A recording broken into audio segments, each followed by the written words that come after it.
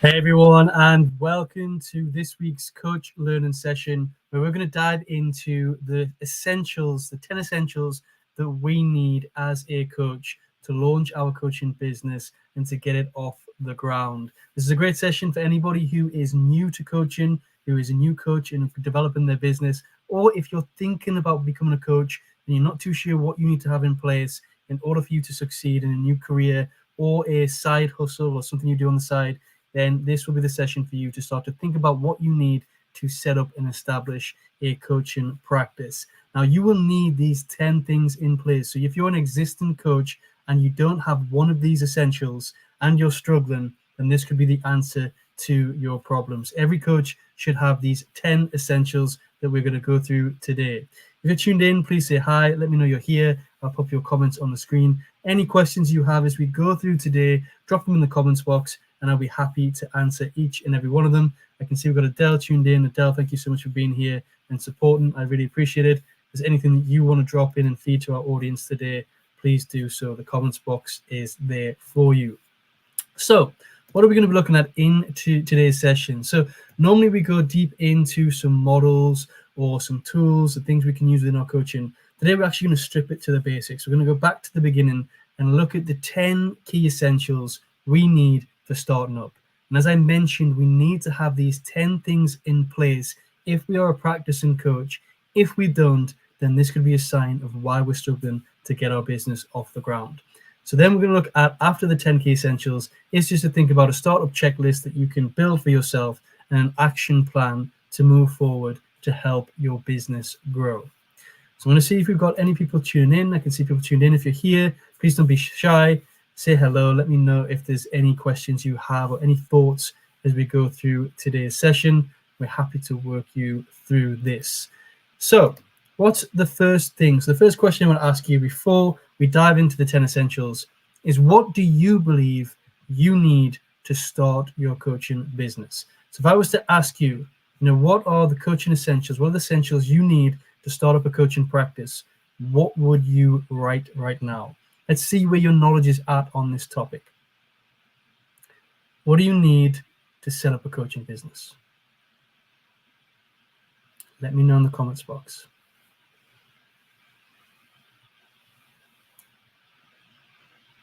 And I'm going to share with you the 10 essentials in just a moment. So what do you believe you need to start a coaching business? What's the must-haves?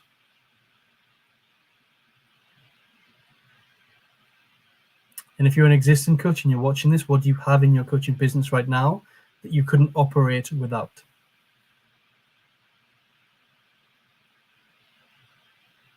Let me know. I'm going to come back and see if there's any comments coming through, everyone's sharing their ideas and thoughts. And I'm going to share with you the first essential. The first and probably the most important thing. I skipped a few there. I skipped one. The first and most important thing that we need when setting up a coaching business or a coaching practice is a positive mindset. We need to be able to believe in ourselves and what we are doing in order to be successful. If we don't have that positive mindset, we don't have that drive and that want and that passion to make our coaching business succeed, we are not going to last in the coaching profession very long, and we're going to lose that spark and that engagement. So we need to have a positive mindset. We need to believe in the service and the value, the experience, the skills that we possess in or that we're going to deliver to others. We need to believe in that without a doubt.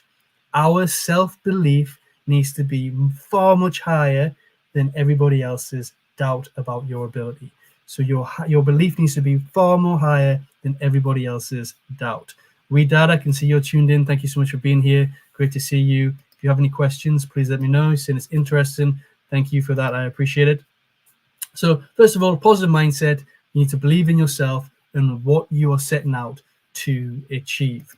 Christine is saying plan, strategy, and approach. Very, very important. We're going to cover that. That's my number 10 on today. So we'll talk about the plan, strategy, and approach towards the end. And we've just had a great coach development session where we dive deep into how we can start to look at marketing strategies and ways in which we can grow our business with a few of our coaches on Zoom.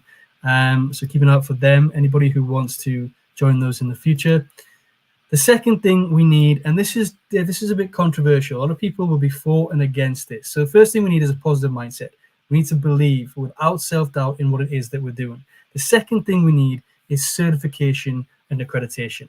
And a lot of people will post out there that you don't need a certificate, you don't need accreditation, you don't need, you can just go out there and you can start coaching. Now, I'm a big no-no against this. And I'm a big no-no against people just going out and getting a coach certificate by doing 5 sessions on a New Skills Academy or Udemy course, because it's not going to give you the in-depth training, the resources, and the relevant support that you need to get a coaching practice off the ground. When we talk about certification, we talk about accreditation, we are talking about in-depth investment in your professional development in an area that's new, where you're going to learn new skills, you're going to learn how to hone those new skills, you're going to get access to resources that are going to help you grow and develop, so then you can train yourself to then make an impact and a difference to others. You can't depend on your own life experience and how you got through and overcame some challenges to set up a successful coaching practice. If anything, a life experience is only going to block you from succeeding, because you're limiting yourself to people who are walking a similar path that you've already walked, and not every shoe fits all. So just because something worked for you doesn't mean it's going to work for somebody else. And you learn all this, and you learn the skills, the tools, the resources. There's so much to coaching. It's unbelievable. It's a huge, huge topic. It's a huge industry. It's a huge profession. So a certification and accreditation are the second thing you need in order for your business essentials. If you're tuned in, this is a great session for anybody who's new to coaching. It's the 10 things that we must have in order to succeed as a coach and set up a successful coaching practice. The third thing we need is what's known as professional indemnity insurance. And depending on what we're doing, the services that we're offering, where we're practicing, we might also need public liability insurance. But the third thing that we need in place is professional indemnity insurance. And this is insurance that protects us against any claims, anybody trying to sue us on the grounds or questions of our professional competencies. If we don't have this in place, somebody sends us a lawsuit, or somebody's not happy with the service and they've sought out a lawyer, then we're going to be in big trouble, because we don't have that in place. And behind that, we need to look at our terms and conditions, our legal side of things as well, such as data protection, how do we operate with business. I'm putting this all under number 3, professional indemnity insurance and legal obligations, and thinking about what we need to do to legally set up our business so that we're operating in a way within the law and within the Global Code of Ethics. So professional indemnity insurance is a big need if you are looking to set up a successful coaching business and to protect yourself legally. And now, especially if you're based in the UK, I can't speak for anywhere else around the world, and we've got a bit of a global audience, but in the UK, insurance firms now will not give you professional indemnity insurance. There's a few that will, but will not give you professional indemnity insurance if you can't prove certification or accreditation from a credible source or a credible body. So this is the importance and why certification and accreditation is becoming more important, especially if you're practicing in the UK. Now, if you're Coaching Minds coach, you know all this. If you're tuned in and watching this, you know what we're going through today. But if you're new to coaching, this will be beneficial for you. If you're thinking about going into setting up a coaching business or becoming a new coach, this will also help you. Adele is saying, before we go on to number 4, which you can see on the screen now, Adele is saying this is incredibly important, and to research the certification that is not a quick certificate where no experience is gained. Now, that is very, very important. And I'm not saying here, this is not a pitch for you to join Coaching Minds and join our certification program. We do have that available on offer, but do your research. Make sure that you are investing in your learning, your education, you're getting the right support, you're getting the right resources, and you're not just being a number on a school's radar, and you're just getting a few sessions, a few lessons. It's not going to help you take off. You really need to invest in your education and the skills and experience and grow that as a coach. The fourth thing you can see on the screen here, thank you so much for putting that in, Adele, is a place to practice. Goes without saying, we need somewhere to coach. Whether we're doing it online or offline, we really need to think about where we are going to coach. So online, are we going to do it through Zoom? Are we going to use Teams? We're going to use MeetFox. What's our chosen form of platform? And is that platform easily accessible and easy usable for our users, our clients that are going to be using that? So think about the place that you need to practice. So you might need to, if you're a Zoom user, you're probably going to have to pay for the Zoom paid version, because you're going to be spending a lot more than 40 minutes that you get for free in Zoom on a coaching session. So you need to think about investing in a place to practice. If you're coaching offline, then you need to think about the most suitable places for your clients. Whether it's renting out spaces, private spaces to have one-to-one sessions, or it's booking out certain areas in other places, or you're looking at a lobby in a hotel, think about the place and the location that you're actually going to be coaching in and whether or not it's suitable. Maybe you've got contracts with organizations and you're coaching offices. It's nice and easy for you to answer, but think about the place you are going to coach. Christine is saying here that practice is key. 100%. Once we've got these essentials up, we need to practice, practice, practice, coach, coach, coach. It's going to give us the learning, the reflection, the feedback that we need to grow, so we can ask the right questions, we can hold that space in a professional manner, and we can help people get past their struggles, obstacles, or achieve the goals that they're setting out. And we need to think about the types of clients that we want to coach as well is also key, so we can think about how we adapt and build our coaching practice around the challenges and needs that we're going to help them overcome or achieve. So 4 is a place to practice. 5 is a professional email address. Now, a lot of people will go against me on this as well. I see a lot of people just thinking or bypassing this. The professional email address isn't important. I can use my Gmail. I can use my Hotmail. I can use my Outlook. But people will associate and are starting to associate Outlook, Hotmail, Gmail, personal email accounts as spam or phishing. So you're more likely to have your emails arrive into somebody's spam folder if you're using your personal email. Even if you're not thinking about setting up a website, I would recommend just paying a little amount on a registered domain that has your name in the coaching or whatever you want to call your coaching brand, and then setting up a professional email through hosting behind that. It doesn't cost a lot, it's very cheap, but at least you're showing a level of professionalism when you're sending out emails. An email looks a lot better when it comes from paul@coachingminds.com than it does paul14@hotmail.com. It becomes a lot more professional to your clients. It shows that you're investing in your business and you're the real deal. So professional email address is very, very important. You can get this for cheap. Remember, you're setting up a business here.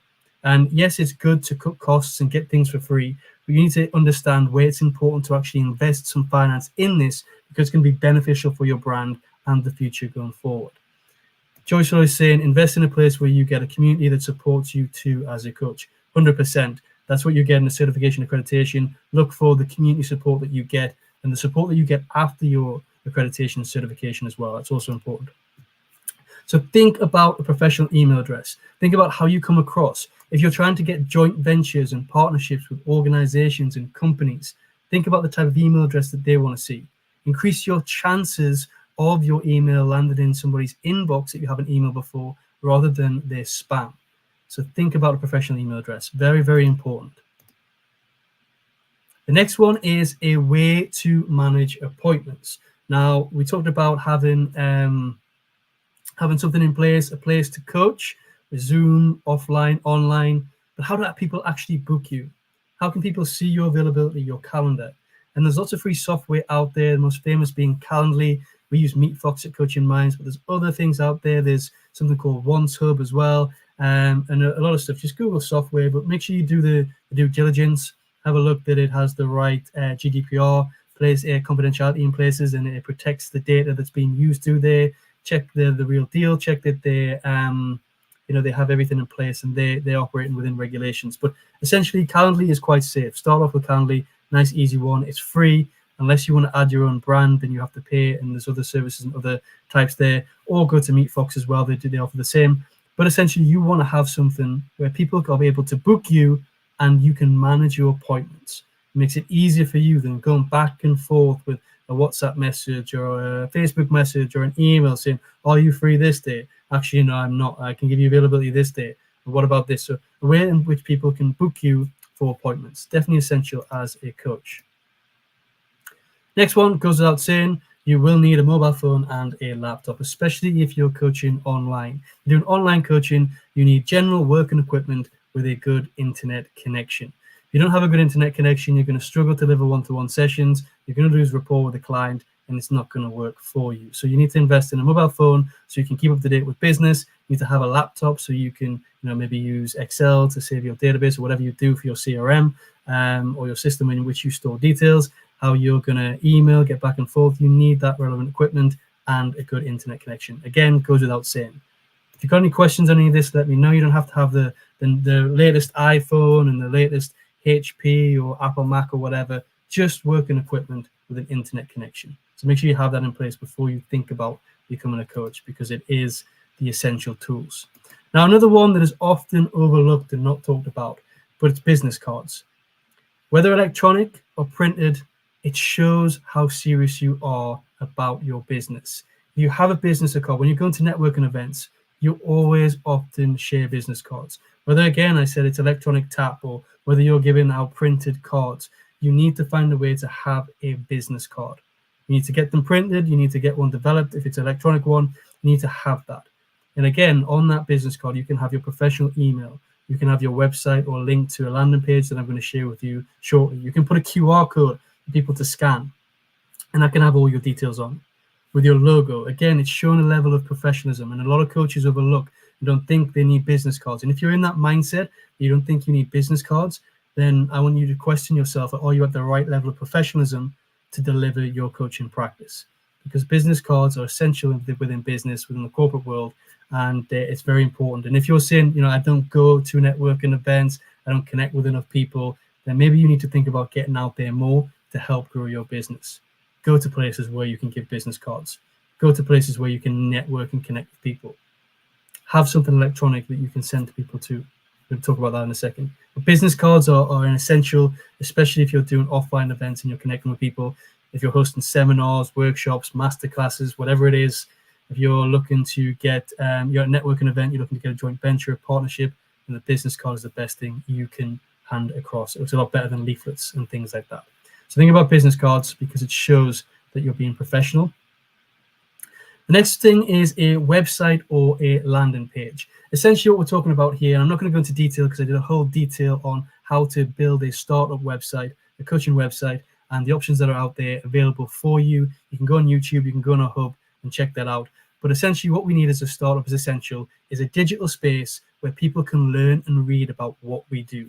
Whether we create up a blog website, one of the free spaces for a blog website, whether we use something like Linktree, where we have a list of links that we put on our Instagram or social media, whether we just create a landing page on something that's already built, a free WordPress, or we want to go and build our own website. I recommend building your own website because it's going to help you in the long run. When people click your website, it's going to build up good quality for your SEO in Google, and it's going to be really beneficial for you. But if you can't afford to build a website or you don't have the technical skills, then start off with something, but just a space that people can go to, you can navigate, direct them to, where they can learn about you. A bit of a write-up, a video about you to get your personality, your authenticity across. Tell them what you're delivering. Again, going back to that first important point, which is that positive mindset, that positive attitude, believing in what you do and getting that passion across through both your words and the way you present yourself, so you can attract people to book that link. And it's also having that website or landing page is a good place to put the link to your booking system so they can book you and start to manage you. So 9 is another essential. A website or landing page is essential for a coach. And again, you can get stuff for free. Linktree is free. There is one called Tribe, which is similar to Linktree, which is free. You can get WordPress, which is free. Okay, you don't look like the real deal first off. It doesn't look proper professional. You kind of get your own brand on there, or you can play about with where you get your brand with other brands on there, but it's a start until you can get your investment and you can invest and find a way to build your website and make sure everything is branded to your brand. The more you build your brand, the more professional you are, the more you're going to attract people to come and want to work with you. Think about that. And finally, 10 is what Christine mentioned earlier on, plan, strategy, or an action plan. But essentially, you need to have a business plan in place. You need to have a business plan, you need to have a business model, you need to have some kind of strategy. And you can start this off by just getting yourself a planner, getting yourself a to-do list, listing everything you need to do to have in place to really get your business off the ground. Then start to research and start to understand what a business plan looks like, the key core elements of the business plan. Start to fill out those questions that the business plan asks you to get you thinking about how you're going to get it off the ground. Look at the model. I did a session last week on 24 questions you need to ask yourself as a coach if you want to successfully create a business model that's going to drive revenue and income. That's there. You can go and look at that. It's in our hub. It's on YouTube. Again, just type in Coach Business Model, Coaching Minds. You'll find it. But essentially, you need to build and look at something that's going to help you really succeed. Those 24 questions show you how you can look at your target market, how you can think about who it is you want to attract, how you can charge, make sure you're factoring in your expenses, looking at the company finance, looking at your overall strategy, how are you actually going to get out and reach your clients. So much in there. You've got a lot you've got to think about when setting up a business. So business plan, model, and a strategy. Do this. Start off with a create to-do list and a planner, and start to list the things that you need to put in place. So those are the 10 key essentials that you need as a coach. If you're a new coach or you're thinking about coming into coaching, stop, reflect, think about how you would get these things, start to create a plan. If you are an existing coach, and I've spoke about something today that you don't have, then think about how you can put this in place. Identify which essentials you don't have, find a way to obtain them, ask people, talk to people, ask myself a question. If you've got any questions about any of these, drop it in the comments box below. And for CM coaches, any Coaching Minds coach who's watching this, we're going to be creating a Coach Essentials checklist. So everything we talked about today, we put in a checklist that you can download and then tick as you get them and you start to think about them. But you need these 10 essential elements in place if you want to succeed. You need to think about the level of professionalism that you want to deliver. You don't want to be just sending things from your Outlook, sending things from your Hotmail, sending people in different directions, not having a link that works, trying to book things through PayPal, doing things through Facebook Messenger. It's all messy. You need to sit back and think about how you want to operate your business in a way that's going to be less time consuming for you, less time consuming for your clients, in a way that adds a lot of value and provides a good customer service to your clients with convenience. I think we're starting to move into a world now where people start to value convenience more than they do actual customer service. So try and put convenience at the start of what you're doing. And that is what you need in order. If you're thinking about becoming a coach, drop us a message, drop us a question. But that is what you need in order to start to really succeed. If you don't have one of these, check them out and see how you can get that in place. I just want to say a huge thank you to everybody who's tuned in. I've got 5 minutes for questions. If you have anything in there on anything that I've covered, you will. We're here to support you. We're here to help you grow. If you want to catch up on previous sessions that you may have missed, everything's going on at hub.coachingminds.co.uk. If you're on your laptop, you can scan the QR code. If not, type in hub.coachingminds.co.uk on your phone. Join our hub for free. Learn, connect, and grow. We have these sessions every week. We cover a different topic. And as I mentioned this week, we want to strip it back to the beginning for new coaches, people who are just starting off, or people who are thinking about becoming a coach, and the 10 things that you need to have in place. And the most important that I mentioned today is the certification accreditation, because that links to professional indemnity insurance and shows you and provides you the relevant tools and support and community. The other thing being a professional email address, so you can land in people's email boxes, not in their spam boxes, and also a place, a website that's linked to you managing appointments and keeping that seamless journey for your clients. Okay, so there's no questions coming through. I will hang around for another 10 seconds or so. I can see a lot of our coaches tuned in. Do you have all these in place? If anybody wants to know where they can get business cards, how they can design a business card, all that sort of stuff, just drop me a message. I'm happy to point them in the right direction. People have any questions on where they can find professional indemnity insurance, if you're based in the UK, I can help assist with that. But please do note that a lot of companies now, insurance companies, will not take on or give out professional indemnity insurance to coaches that don't have a reputable certification or accreditation, or at least proof that you've enrolled on a course that offers that. So Christine saying great highlights. Thank you so much, Christine. Thank you so much for being here. Really appreciate it. But just get these in place. Develop a plan, develop a strategy, and then just go about your business and go and make some income, go and change some lives, go and make an impact to the lives of many. So thank you so much for taking the time to watch this. If you do have any questions on the replay, drop them in the comments box. I'll get back to them. I want to wish you an amazing week ahead. And I look forward to seeing you next Thursday, where we cover a new topic and we dive into something that we can implement into our coaching practice. Thank you so much, everybody. Have a wonderful day. Good night.